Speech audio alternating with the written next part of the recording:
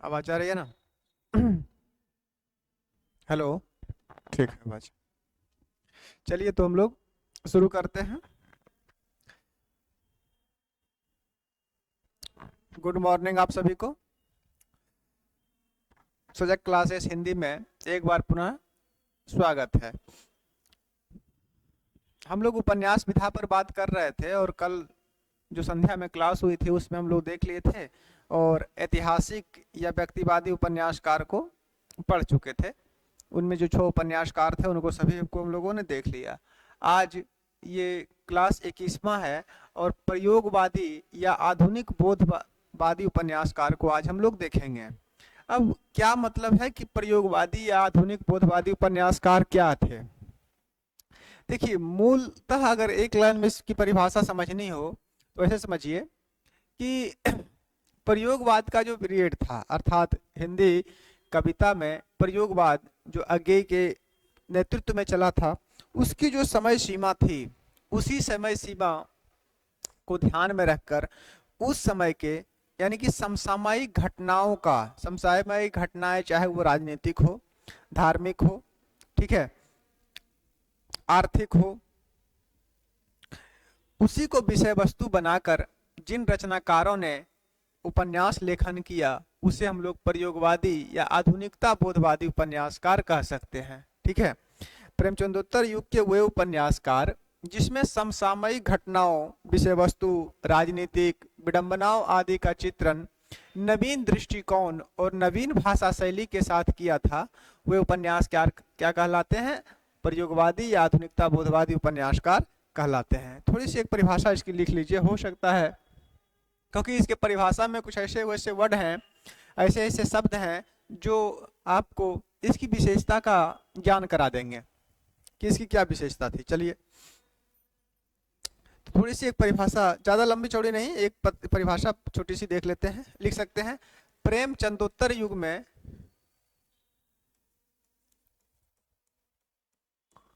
प्रेमचंदोत्तर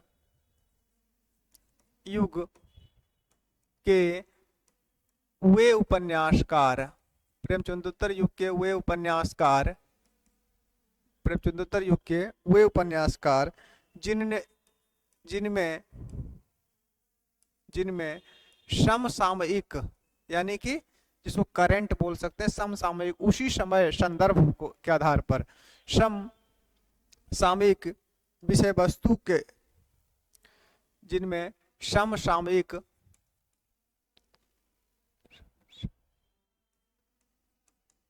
समसामयिक विषय वस्तु, प्रेमचंदोत्तर युग के वे उपन्यासकार जिनमें समसामयिक विषय वस्तु जैसे राजनीति,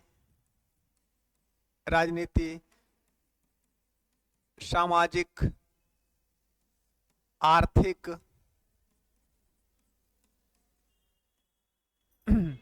प्रेमचंदोत्तर युग के वे उपन्यासकार जिनमें समसामयिक विषय वस्तु, राजनीति, सामाजिक, आर्थिक आर्थिक दृष्टिकोण, आर्थिक दृष्टिकोण है तथा जिनमें, ऐसे लिख लिए, तथा जिनमें समकालीन, समकालीन मतलब उस समय के परिप्रेक्ष्य में समकालीन, तथा जिनमें समकालीन विडंबनाओं,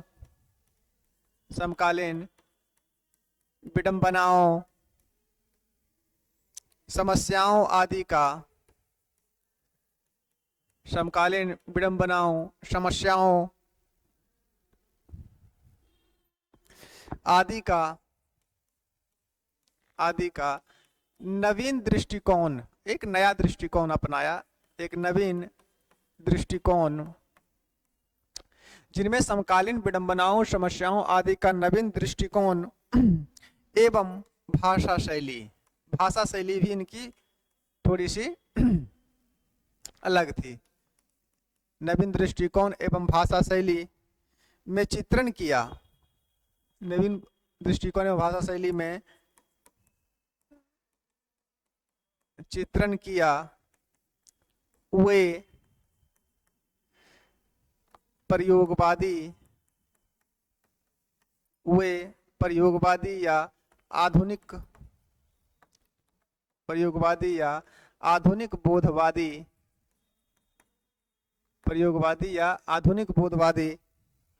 उपन्यासकार हैं।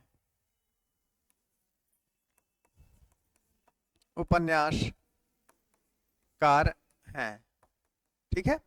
प्रेमचंदोत्तर युग के वे उपन्यासकार जिनमें समसामयिक विषय राजनीतिक, सामाजिक, आर्थिक दृष्टिकोण हैं, जिन्होंने समसामयिक विषय पर एक इस प्रकार का दृष्टिकोण रखा जिसमें समकालीन विडंबनाओं, समस्याओं आदि का नवीन दृष्टिकोण एवं भाषा शैली में चित्रण किया, वे प्रयोगवादी या आधुनिक बोधवादी उपन्यासकार कहलाते हैं। स्पष्ट हो गया?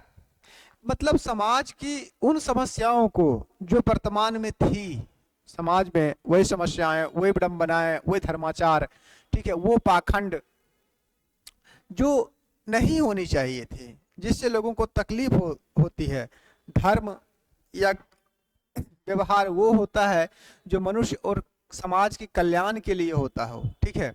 तो प्रेमचंदोत्तर युग के वे उपन्यासकार जिन्होंने समकालीन विषय वस्तु का मतलब था कि वो राजनीतिक हो, सामाजिक हो, आर्थिक हो, तथा जिनमें समकालीन विडंबनाओं, बाह्य आडंबरों, दिखावा, ये सब चीजों का एक नवीन दृष्टिकोण एवं भाषा शैली में चित्रण किया था, वे आधुनिक बोधवादी या प्रयोगवादी उपन्यासकार कहलाते हैं। इस युग में श्रेष्ठ उपन्यासकार हुए, जैसे भीष्म साहनी हुए, मोहन राकेश, कृष्णा शोभती, सर्वेश्वर दयाल सक्सेना, कमलेश्वर या राजेंद्र यादव, मन्नू भंडारी, ठीक है, नरेंद्र कोहली, मनोहर श्याम जोशी, ये सब इस युग के प्रमुख उपन्यासकार हुए। और इस युग में उपन्यास अपने चरम सीमा पर भी था।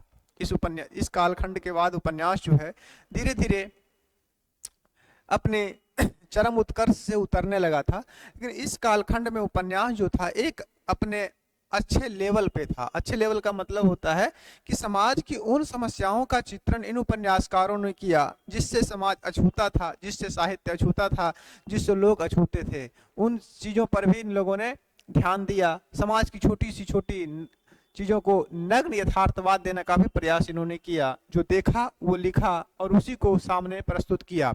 साहित्यकार का मूल कर्म भी यही होता है कि जो समाज के हित में हो उन चीज़ों को सरोकार करना, उन चीज़ों को साहित्य में स्थान देना कि आम जनता उनको जान सके। इतिहास के किसी पुरुष या इतिहास की किसी महिला या इतिहास की किसी घटना के आधार पर उपन्यास लिख देना तो वो एक चित्रण हो सकता है, उससे समाज को कोई फायदा नहीं हुआ। लेकिन इन उपन्यासकारों ने क्या किया कि एक नवीन दृष्टिकोण अपनाया, समाज को देखने का एक नजरिया अपनाया। ठीक है।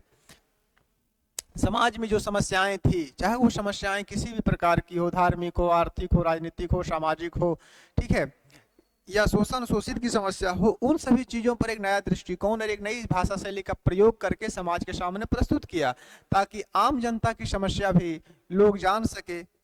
ऐसा नहीं है कि जो दुख में है सामने वाले लोग भी उनके दुख को महसूस कर। सामने वाला हो सकता है कि आज भी किसी राज्य के किसी छोटे से जिले में और छोटे से गांव में कुछ लोग ऐसे हैं जिनको खाने पीने की सुविधा ना हो, ठीक है, लेकिन सभी लोगों को इसका खोज खबर नहीं होता है। तो ये उपन्यासकार इस कालखंड के जो भी थे, चाहे वो ग्रामीण थे या शहरी, जहाँ की भी जनजीवन हो, उनका एक सूक्ष्म अंकन किया और समाज को दिखाने का प्रयास किया। हालांकि इस कालखंड में जो उपन्यास लिखे गए उसकी भाषा शैली थोड़ी अजीब थी। थोड़ी अजीब का मतलब होता है कि जिस प्रकार की भाषा शैली का प्रयोग पहले से चली आ रही थी उसमें एक नया प्रयोग किया गया, इसीलिए इसका नाम प्रयोगवादी भी रखा गया। काव्य में आप लोगों को ये सब चीजें हम बता चुके थे, फिर भी बताएंगे। तो उपन्यास में भी एक नई दृष्टिकोण अपनाई गई। इसी कारण से इस कालखंड के उपन्यासों को प्रयोगवादी उपन्यास कहा जाता है और आधुनिकता बोधवादी कहा जाता है कि यार ये आधुनिक कालखंड में यानी समकालीन घटनाएं या समकालीन घटनाओं में जो भी चित्रण हो रहा था उसको एक नया दृष्टिकोण दिया, उससे उस लोगों को अवगत कराया कि समाज में आज भी इस प्रकार की परंपराएं हुई है, समाज में आज भी इस प्रकार का व्यवहार हो रहा है। तो उससे लोगों को अवगत कराना ही क्या कहलाता था? आधुनिक बोधवादी कहलाता था। ठीक है। और इस कालखंड के उपन्यासकार जो हुए हैं वो सब प्रमुख ही हैं। आज इस कालखंड में सबसे पहले हम भीष्म साहनी को देखते हैं। और इनके सभी उपन्यास को पात्र सहित देखते हैं। भीष्म साहनी प्रमुख उपन्यासकार हैं, इनसे प्रश्न पूछे भी जा सकते हैं। और इनके एक उपन्यास जो तमस है, जो विभाजन की पर आधारित है, वो तो आपके नेट जेआरएफ के सिलेबस में भी है, तो उसको तो खैर सर्वोपांग पढ़ना ही है, लेकिन अन्य उपन्यासों को भी आज देखते हैं। लिखिए, प्रयोगवादी या आधुनिक बोधवादी या आधुनिक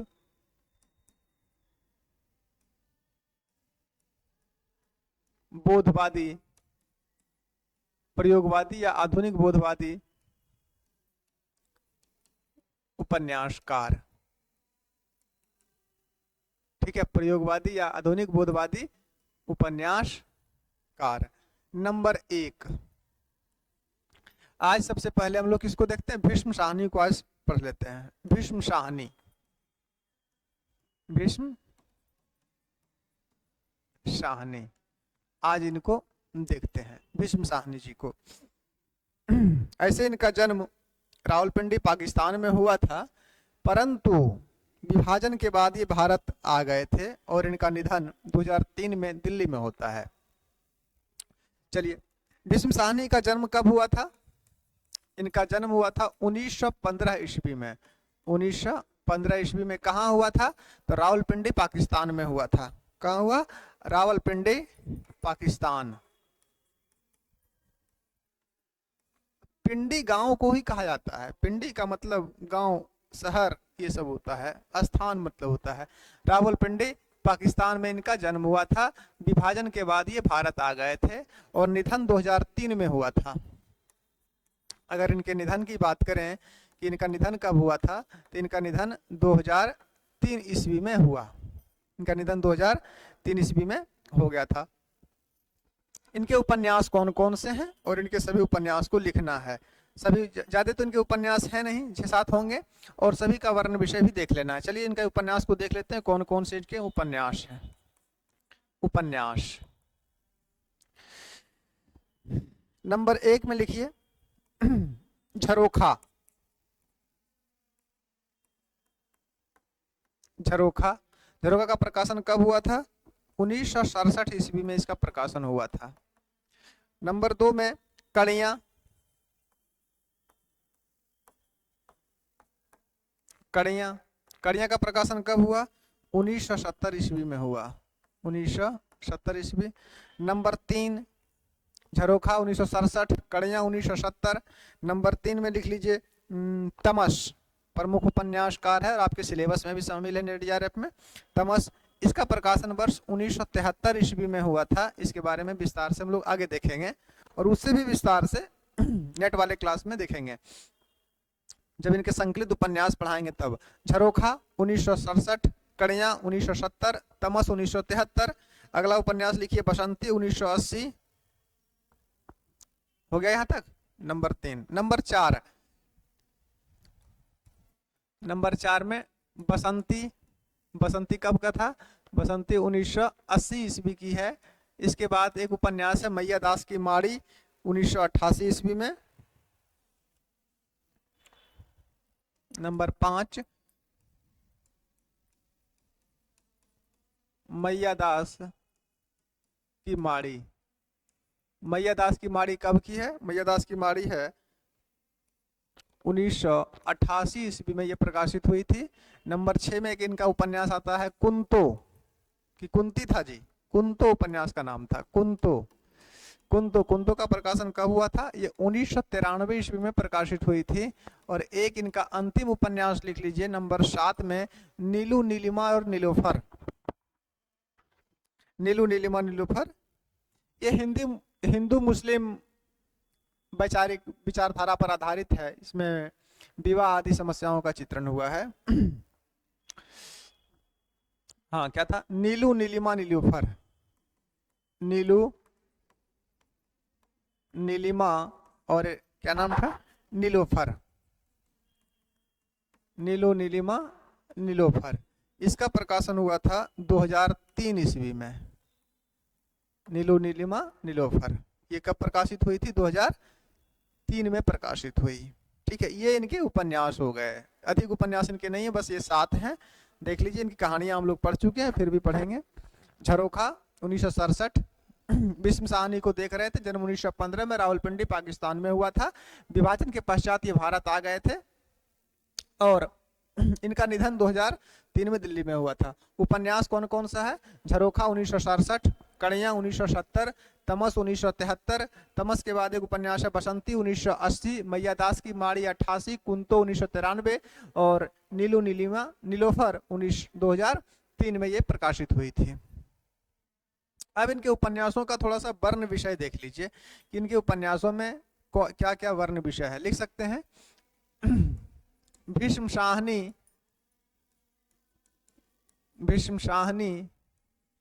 के प्रमुख उपन्यासों का, भीष्म साहनी के प्रमुख उपन्यासों का वर्ण विषय सभी करवा दें साथ के साथ, या प्रमुख को ही करवावे? प्रमुख को देख लीजिए, याद तो भी होना चाहिए ना आप लोग को। पहला उपन्यास इनका जो है वो मोस्ट है, जो मोस्ट है उसको करवा देते हैं। पहला उपन्यास इनका कौन सा है? पहला होगा झरोखा।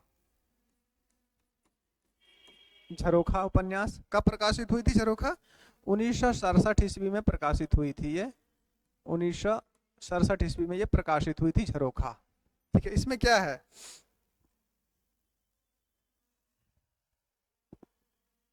देखिए, सबसे पहली बात तो ये जानिए कि झरोखा उपन्यास में इन्हीं की कहानी है। इन्हीं की मतलब भीष्म साहनी की ही कहानी है इस उपन्यास में। और इसमें ये मध्यवर्गीय परिवार और आर्य समाज का भी चित्रण आता है। ज्यादा ये मोस्ट है नहीं, ऐसे बस इसी कथा वस्तु थोड़ा सा लिख लीजिए 2-3 लाइन में। नंबर एक में ये लिख सकते हैं कि भीष्म साहनी की निजी जिंदगी जीवन का चित्रण। भीष्म साहनी के निजी जीवन, व्यक्तिगत निजी जीवन का चित्रण है इसमें। भीष्म साहनी के निजी जीवन का चित्रण, एक बात तो ये हो गई। दूसरी बात इसमें क्या है? इसमें आर्य समाजी परिवार जो है, आर्य समाज के जो परिवार हैं, अर्थात जो आर्य समाज को मानते हैं, उन्हीं की कहानी है इसमें। लिख सकते हैं एक लाइन में, आर्य समाजी परिवार की कहानी पर आधारित आर्य समाजी परिवार की कहानी पर आधारित है। ये कहानी पर आधारित, आधारित शब्द व्याकरण की दृष्टि से सही नहीं है, आधारित शब्द होता है। हम लोग बोलचाल में या लिखित रूप में भी उसका प्रयोग कर देते हैं, परंतु व्याकरण की दृष्टि से आधारित शब्द अधिक उपयुक्त है। जैसे एक शब्द होता है ना नमस्कार, एक शब्द होता है नमस्ते, तो व्याकरण की दृष्टि से नमस्ते शब्द उपयुक्त है, नमस्कार नाम का कोई शब्द नहीं होना चाहिए। चलिए, एक बात ये, झरोखा देख रहे थे 1967, भीष्म साहनी के निजी जीवन का चित्रण है, आर्य समाजी परिवार की कहानी पर ये आधारित है। इसमें इसका जो कथानक है वो मध्यवर्गीय परिवेश से संबंधित है, मध्यवर्गीय परिवार की जो जीवन होता है उसी से संबंधित है। और इसमें बोले तो इसमें कहानी ही भीष्म साहनी की है। लिख सकते हैं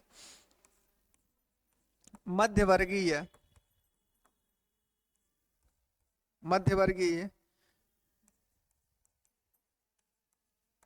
परिवेश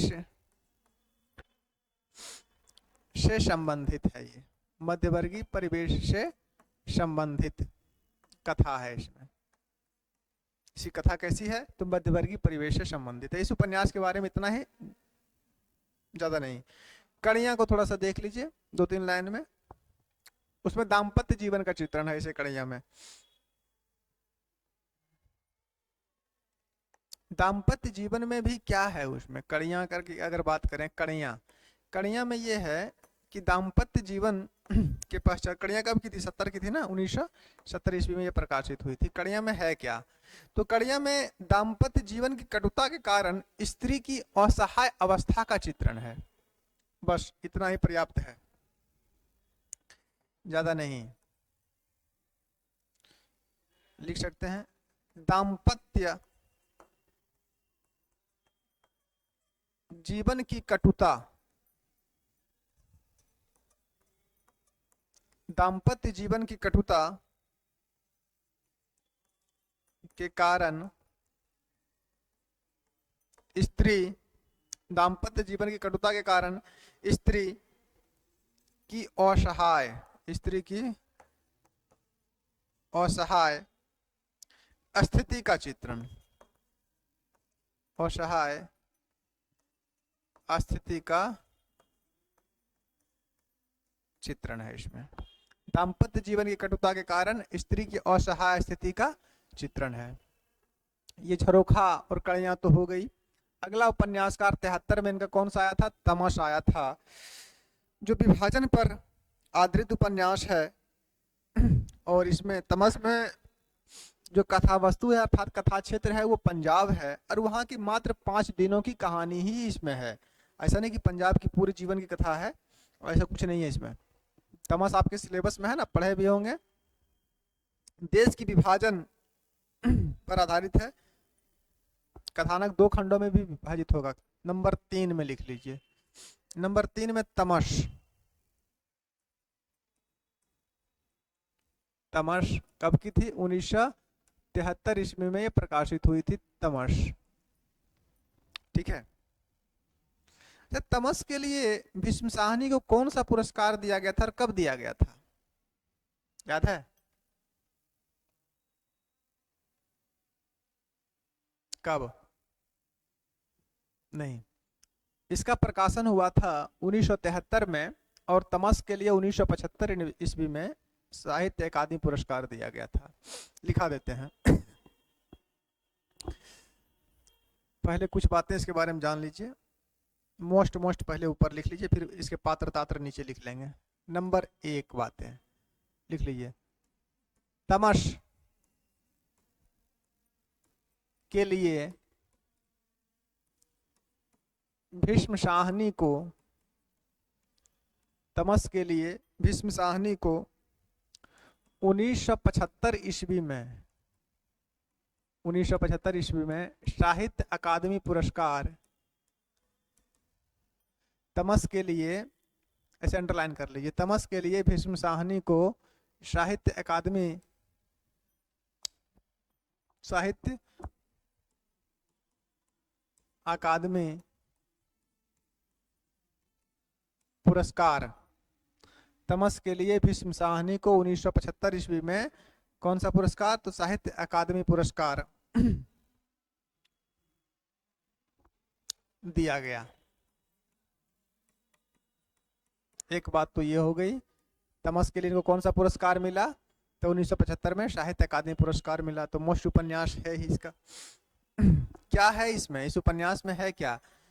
तो भारत की विभाजन की विभीषिका और सांप्रदायिक दंगों का चित्रण है इसमें, और वो दंगे जो पंजाब में हुए थे वहीं के 5 दिनों का चित्रण है। लिख सकते हैं भारत विभाजन, भारत विभाजन की विभीषिका, भारत विभाजन की विभीषिका एवं सांप्रदायिक, भारत विभाजन की विभीषिका एवं सांप्रदायिक उन्माद का चित्रण, सांप्रदायिक उन्माद का चित्रण है इसमें। कथा क्षेत्र क्या है इसका? अगर कथा क्षेत्र की बात करें कि इसमें कहाँ की कथा आती है, कथा क्षेत्र पूछा जा सकता है ये कि कथा क्षेत्र क्या है। कथा क्षेत्र पंजाब है। कथा क्षेत्र क्या है? तो कथा क्षेत्र पंजाब है, और कथा क्षेत्र क्या हो गया? पंजाब की कथा है। ये उपन्यास कितने खंडों में है? तमस उपन्यास कितने खंडों में है, यानी इसी कथा कितने खंडों में है?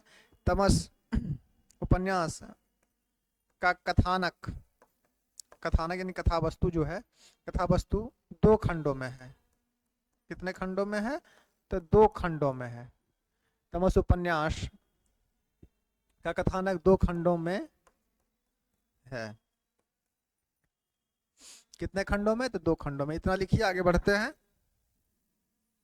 तमस उपन्यास का कथानक कितने खंडों में है? तो 2 खंडों में है। सर्दी लग गई है जी।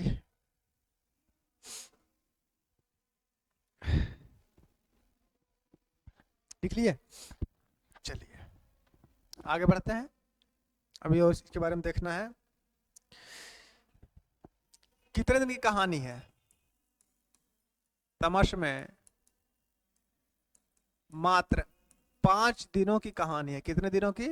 तो मात्र 5 दिनों की कहानी है।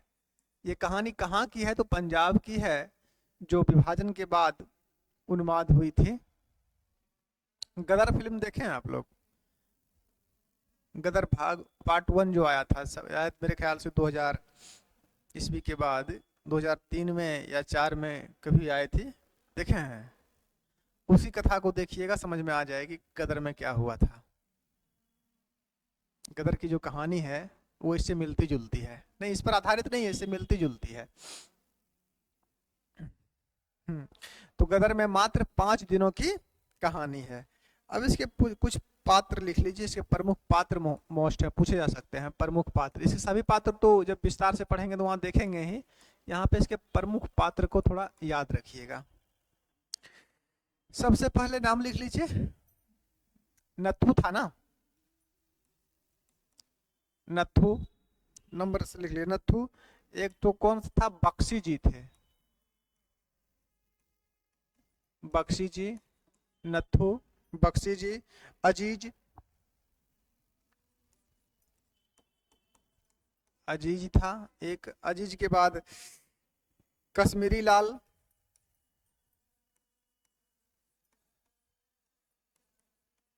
कश्मीरी लाल। कश्मीरी लाल के बाद देवदत्त रिचर्ड्स, देवदत्त रिचर्ड्स। हकीम जी भी थे। 6-7 हो गया। हकीम जी, हकीम जी। हकीम जी के बाद लिख लीजिए लक्ष्मी नारायण था। मौलादाद था। लक्ष्मी नारायण, नाम कितना सुपर है।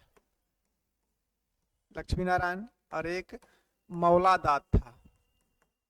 मौलादाद नाम था पात्र का। मौलादाद। लीजा है, देशराज है। लीजा, देशराज नाम रहता है, देशराज। लीजा। एगो मास्टर साहब का नाम क्या रहता है? मास्टर रामदास रहता है क्या? हाँ, मास्टर रामदास, मास्टर रामदास। एक दो ठो और लिख लीजिए। मेहता भी एक पात्र आता है इसमें। मेहता एक और लिख लीजिए, ज्यादा नहीं। मेहता के बाद सरदार एक था। सरदार, पर्याप्त पात्र हो गए इतना इसके। इसमें नत्थू को याद रखिएगा आप लोग। नत्थू है, लीजा है, ये सब पात्र को, बख्शी जी हैं, इन सभी पात्रों को थोड़ा याद रखेंगे। तो महिला तमस के बारे में इतना पर्याप्त है। तमस के बाद कौन सा उपन्यास था इनका? तमस के बाद एक उपन्यास इनका मोस्ट जो था, तमस के बाद देख लीजिए, बसंती को देख लीजिए। कितना नंबर हो गया था जी? तमस 3। नंबर 4 में देखिए बसंती।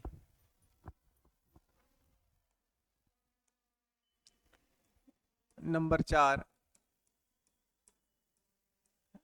बसंती। बसंती का प्रकाशन कब हुआ था? ये 1980 का था ना। बसंती 1980 ईस्वी में प्रकाशित हुई थी। इसमें क्या कहानी है? इसमें कहानी बस ये है कहानी तो इसमें दिल्ली की है, लेकिन है क्या? तो महानगरों में जैसे महानगरों में आप पटना में भी देख सकते हैं, हम लोग यहाँ कभी देख सकते हैं कि देखते हैं कि पिलर के नीचे या ओवरब्रिज के नीचे झुग्गी झोपड़ी बना के लोग रहते हैं, जो खाली स्थान में है, छोटे छोटे घरों में जो झुग्गी झोपड़ी, अरे प्लास्टिक से छाड़ दिया या फूस घास फूस से छोटा छोटा मकान बना के जो गरीब लोग हैं तो झुग्गी उसको बोलते हैं, झुग्गी। तो उन झुग्गी झोपड़ी में जो लोग रहते हैं उन्हीं की जिंदगी का चित्रण है इस उपन्यास में, और कुछ इसमें नहीं है। बस एक लाइन में इसको लिख लीजिए कि, लेकिन इसमें कथा कहाँ की है? दिल्ली की है। हम लोग कहाँ से हैं? पटना से हैं। तो हम लोग को ऐसा नहीं कि पटना के झुग्गी झोपड़ी का चित्रण नहीं, इसमें दिल्ली का चित्रण है। लिख सकते हैं एक लाइन में, दिल्ली नगर की, दिल्ली नगर की झुग्गी झोपड़ियों, झुग्गी झोपड़ियों, दिल्ली नगर की झुग्गी झोपड़ियों वाली गंदी बस्ती का चित्रण है। दिल्ली नगर की झुग्गी झोपड़ियों वाली गंदी बस्ती का चित्रण है इसमें। बस इतना इसके बारे में आप लोग को पर्याप्त है। पूछा सकता है कि किस उपन्यास में दिल्ली नगर की झुग्गी झोपड़ियों का चित्रण है, तो बसंती में है। एक उपन्यास इनका और देख लीजिए, मैया दास की माड़ी इनकी मोस्ट उपन्यास भी रही थी। मैया दास की माड़ी 88 में थी ना, इसको देख लीजिए। इसमें पंजाब की राजनीतिक जीवन का चित्रण है, जो 1880 से लेकर 1920 ईस्वी तक पंजाब की राजनीतिक एवं सामाजिक यथार्थ का चित्रण है इसमें। नंबर 5, मैया दास की माड़ी। मैया दास की माड़ी, मैया दास की माड़ी की अगर बात करें तो ये कब प्रकाशित हुई थी? 1988 ईस्वी में प्रकाशित हुई थी। बार बार लिखेंगे ना प्रकाशन, एक बार लिख दिए हैं फिर सोच रहे हैं क्यों लिख रहे हैं, बार बार लिखिएगा ना, याद होगा। आप ही लोग के कल्याण के लिए लिख रहे हैं, मुझे याद करने की आवश्यकता नहीं है, आप लोग को पढ़ाते पढ़ाते मुझे याद हो गई है। चलिए, इसमें क्या है मैया दास की माड़ी में? इसमें है कि 1840 से लेके 1920 ईस्वी तक के पंजाब के राजनीतिक और सामाजिक जीवन का चित्रण है इसमें। और इसमें भी कुछ है, हाँ इसमें और भी है। खालसा पंथ, गुरु गोविंद सिंह जो थे खालसा पंथ, उनके 3 पीढ़ियों का भी चित्रण इस उपन्यास में आता है। लेकिन मूल बातें जो इसमें मुख्य कथा जो चलती है वो चलती है 1840 ईस्वी,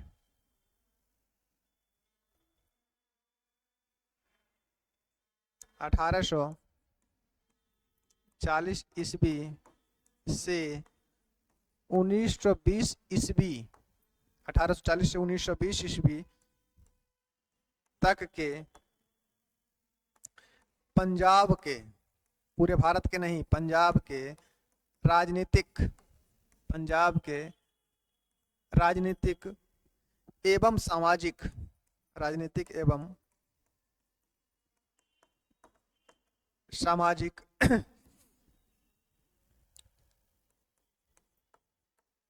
जीवन का चित्रण है, और यथार्थ रूप में है, ये भी बात है, बिल्कुल सत्य यथार्थ जीवन का चित्रण है। और क्या है इसमें? खालसा पंथ के जो है, खालसा पंथ के 3 पीढ़ियों का चित्रण है। खालसा पंथ के 3 पीढ़ियों, खालसा पंथ था ना गुरु गोविंद सिंह जी का, उसी का चित्रण है। खालसा पंथ के 3 पीढ़ियों का चित्रण है। कितने पीढ़ियों का? तो 3 पीढ़ियों का चित्रण। स्पष्ट हो गया? अगर इसके पात्र को देखें तो 2 पात्र याद रखेंगे इसमें। अगर इसके प्रमुख पात्र में अगर पूछा जाए तो, पूछा तो नहीं जाएगा, इसे याद रखिए। 2 पात्र इसमें आप लोग याद रखेंगे प्रमुख में। एक तो धनपत को नाम याद रखिए, धनपत, और एक पात्र आप लोग याद रखिएगा हुकूमत राय। हुकूमत राय, ये दो पात्र आप लोग याद रखेंगे इसके बारे में। तो इसी के साथ मैया दास की माड़ी भी समाप्त हुई। इसके बाद एक उपन्यास इनका अंतिम जो है वो देख लेते हैं, जो कौन सा था, नीलू नीलिमा नीलूफर। ये हिंदू मुस्लिम के बीच वैवाहिक समस्याओं एवं उपद्रवों का चित्रण है। इसमें 5 नंबर 6 नीलू नीलिमा और नीलोफर।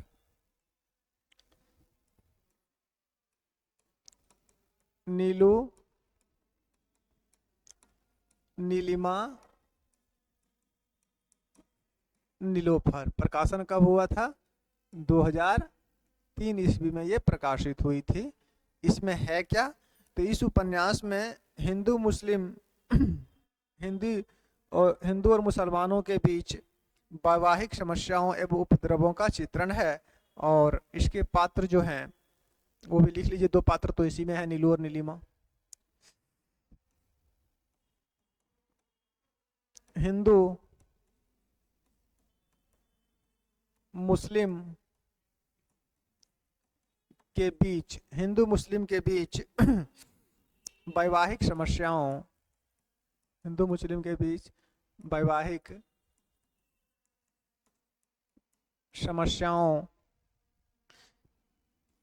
एवं हिंदू मुस्लिम के बीच वैवाहिक समस्याओं एवं उपद्रवों का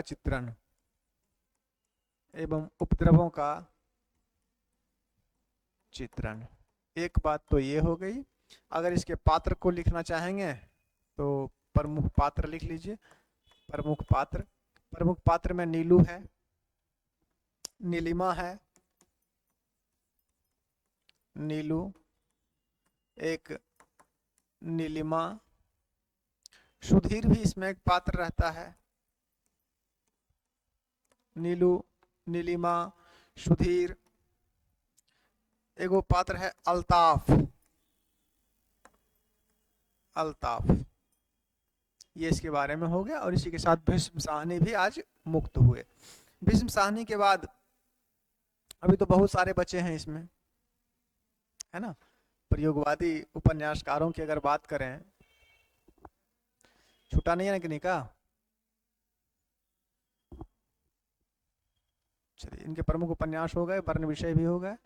तो ये कौन सी क्लास थी? 21वीं क्लास थी उपन्यास की।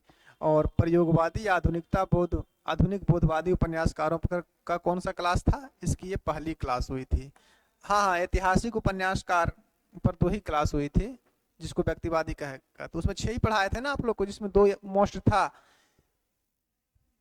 था ना उसमें। एक तो हजारी प्रसाद द्विवेदी हो गए थे मोस्ट, और एक विष्णु प्रभाकर हो गए, उनके उपन्यास के और उनके उपन्यासों का वर्ण विषय भी बताए।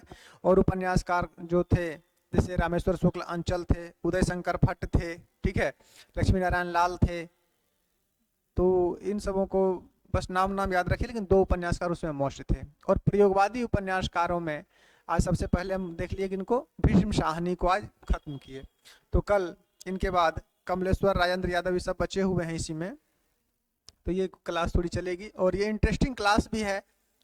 और इनमें जो भी उपन्यासकार आएंगे उनको सर्वोपांग पढ़ना भी है, उनके उपन्यासों का वर्ण विषय, और जो उसमें भी मोस्ट उपन्यास हैं उनके पात्र को भी देखना है। तो आज इतना ही रहने देते हैं। अगली क्लास फिर होगी 10-15 मिनट के पश्चात, और वो क्लास होगी आप लोगों की हिंदी साहित्य का इतिहास, जो हम लोग देख रहे थे। और हिंदी साहित्य के इतिहास में भी हम लोग बात कर रहे थे किसकी? हिंदी साहित्यहास लेखन परंपरा की। और लेखन परंपरा में आप लोग को जो भी प्रमुख इतिहासकार थे उसके बारे में बता रहे थे। उसके बाद आज देखते हैं। चलिए, आज के लिए इतना ही। धन्यवाद।